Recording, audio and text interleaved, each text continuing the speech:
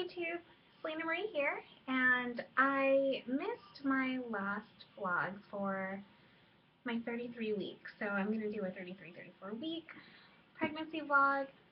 Not much has changed really between one week to the next. I did have an increase in my weight gain, and I'm not sure what I was thinking the last time I weighed myself, but um, the last time I weighed myself, I think I was around like 145, and maybe that was a couple weeks ago because I'm currently weighing in at 150, which just sounds so crazy to me. I can never imagine that number. I knew I was going to gain weight during this pregnancy, and that's obvious, and it happens to everybody. Um, it just seems like so much now. And I'm embracing it. It doesn't bother me. I still look the same. I'm a little bit pudgier only because I really feel like it's a lot of the me retaining water and I'm swollen all the time. So my legs are tighter and I can tell they're a little bit bigger. But again, doesn't really bother me. So I'm up to 150 now, which means I have gained about 31 pounds. I'm really hoping that I just stay around that and I don't exceed 35 pounds within this entire pregnancy. But I did have an avocado hamburger today with jalapenos and fries. It sounds so awful and it makes me feel awful, but that's just what I want to eat. I'm very tired and kind of lazy right now, so I don't really want to make my own meals. I did make dinner for me and my husband last night, and I had grilled chicken and vegetables and rice, so, you know, it's okay. But that's where my weight is. My blood sugars have been beautiful and completely under control. I am using still a lot of insulin, um, but everything's been good. I've been able to eat cereal again, which is awesome. Just really have to make sure I take enough insulin for that. What else is different? I had 2 appointments, and they're very quick appointments. My doctor is on vacation for the next 2 weeks, so this last week I didn't see her. I won't see her this week either. But I'm seeing a different specialist, and she's really nice, but everything's just like super quick, and I don't feel like I'm getting enough attention. But I don't really have a whole lot of questions right now. I'm really saving them for the doctor that's going to deliver my baby. So I usually will just bring up any concerns to her, which I don't have any concerns. I don't really have any new symptoms this week. Um, I have a lot of pressure sometimes in my lower abdominal area, just my pelvis. The baby moves around a lot, which is awesome. She's been doing really good these past couple times on her non-stress test. I am still there longer than the 20 minutes that I should be. Um, it hasn't really been as long as an hour, because last time I was there maybe for about 30, 40 minutes. Um, they also measured her, so she is weighing in, this was last week. Yeah, last week at 33 weeks. She was weighing in at 4 pounds 8 ounces. So that's awesome. They said by the time I deliver, she should double in size, so maybe about 8 pounds or so. I'm hoping she stays around 7. I read a lot that those measurements and stuff that they take sometimes aren't completely accurate, so the baby could be a little more or less around that. But yeah, I just have a lot of pressure. There was like one day where I was having um, intense, well, not very intense, but intense enough that I was noticing it, Braxton Hicks contractions, and I didn't know what the hell was going on until like the very end of the day when I was describing it to my friend. I was like, I don't know what's happening, but I think this is what it is.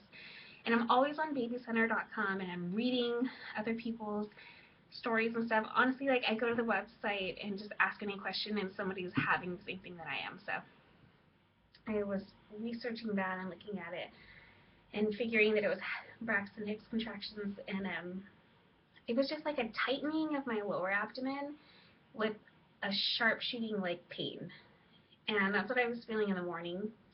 And I felt so bad because I was like blaming it on the baby, and I was like, "Stop moving, you're hurting me." Totally wasn't her fault. And then it kind of like tapered off through the middle of the day, and then I was out shopping and stuff with my mom, and that's when I started feeling it again, and it would make me like just want to fall over. I had to grab onto things so I didn't just collapse. But the pain was only for a few seconds, and then it would go away. But it was coming pretty frequently, and I was just like, I don't know what's happening. Anyways, it went away, and I'm better, and I haven't had them for a few weeks now. I hear a lot of women are still having them like every day for weeks before they're due and stuff. I only had it for one day, so not too much to worry about. But yeah, no real new symptoms, no new cravings, no new anything. I'm just waiting for her to want to come out, and I'm hoping, and every day I pray that she comes out on her own and that I can do as much as I can to induce my own labor naturally by walking a lot, eating spicy foods, doing whatever I can to get her to drop and come out.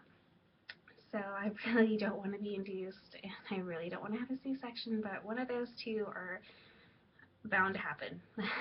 But anyways, that's pretty much it. I have my next doctor appointment on Thursday, and um, oh, we did two hospital tours.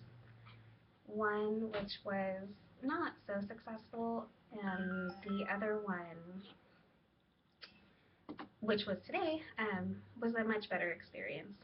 I think it was a little bit smaller in as many like labor and delivery rooms that they have, so it makes me a little nervous about being able to get a room when the time comes.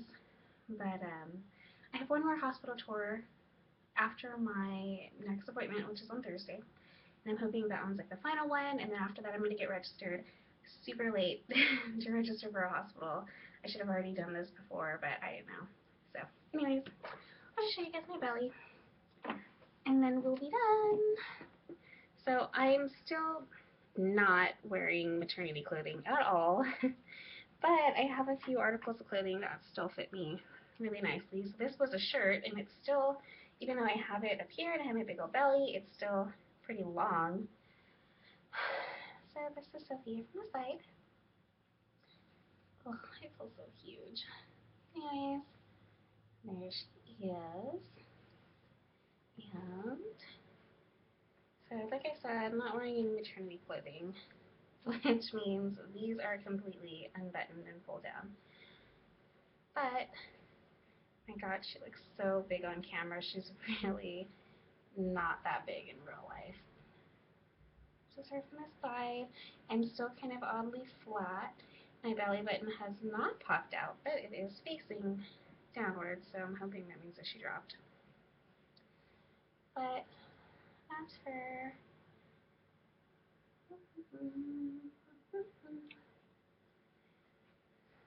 Thank God for no stretch marks, but I do have this beautiful line down the center, my lower belly. But that's her. Thank God for these like long camis that cover all of my unbuttonness. But that's it so far. So if you guys have any questions, feel free to ask. And the next video I'll be doing will probably be next week. I will be 35 weeks. They are looking to induce me by 38, 39. I'm really going to try to push it to like 39 and a half. The only reason why diabetics like to be induced early is because our placenta rapidly dies and like just fails, usually before or around 40 weeks. So that can result in stillbirth, and that is not something that I want at all. Again, I don't want to be induced either, but one of those is going to happen. so that she can make her way out safely. So I'm going to try to push as long as I can to not be induced early and just go towards 40 weeks. However, if they notice any changes, that she's like her heart rate's not good or anything, of course I will have to go in early. So stay tuned and you guys will see everything until then. So thanks for watching. See ya.